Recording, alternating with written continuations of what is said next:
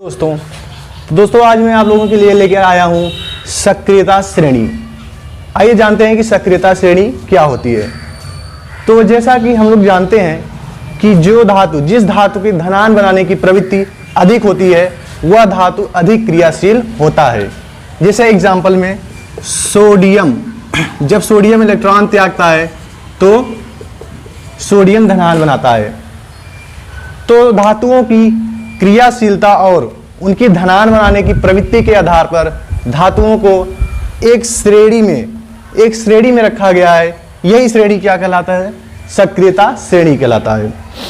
तो सक्रियता श्रेणी में जिस धातु की धनायन बनाने की प्रवृत्ति सबसे ज्यादा है वह धातु सबसे ऊपर, और इसके बाद जिस धातु की धनायन बनाने की प्रवृत्ति दूसरे धातु से कम है वह उसके नीचे रखा गया है। इसी तरह से धातुओं की धनायन बनाने की प्रवृत्ति के आधार पर हम इनको एक श्रेणी में क्रमबद्ध, एक श्रेणी में व्यवस्थित कर सकते हैं।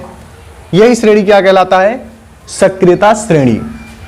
तो सक्रियता श्रेणी में जो धातु हाइड्रोजन के ऊपर स्थित हैं वे सक्रिय धातु कहलाते हैं, और जो धातु हाइड्रोजन के नीचे स्थित हैं वे अक्रिय धातु कहलाते हैं। यानी कि हाइड्रोजन धातु के ऊपर वाले भी जितने धातु होते हैं सब हाइड्रोजन से अधिक क्रियाशील होते हैं।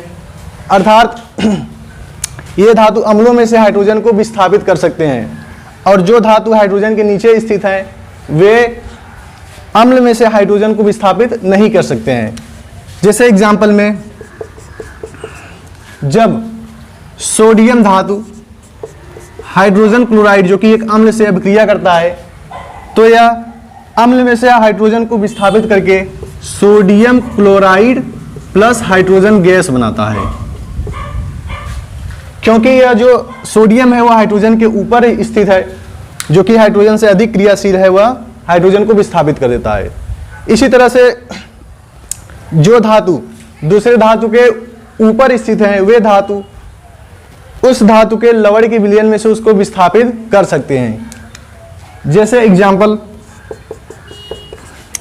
जब आयरन सल्फेट के जलीय विलयन में, आयरन सल्फेट के लवण में जिंक को डाला जाता है तो जिंक आयरन से ऊपर स्थित होने के कारण, सक्रियता श्रेणी में जिंक आयरन से ऊपर स्थित होने के कारण आयरन को विस्थापित करके जिंक सल्फेट यानी जिंक का लवण बनाता है और आयरन। ठीक है। तो सक्रियता श्रेणी में यही दो गुण बहुत ही इंपॉर्टेंट रखते हैं। ठीक है। अच्छा दोस्तों, जय हिंद।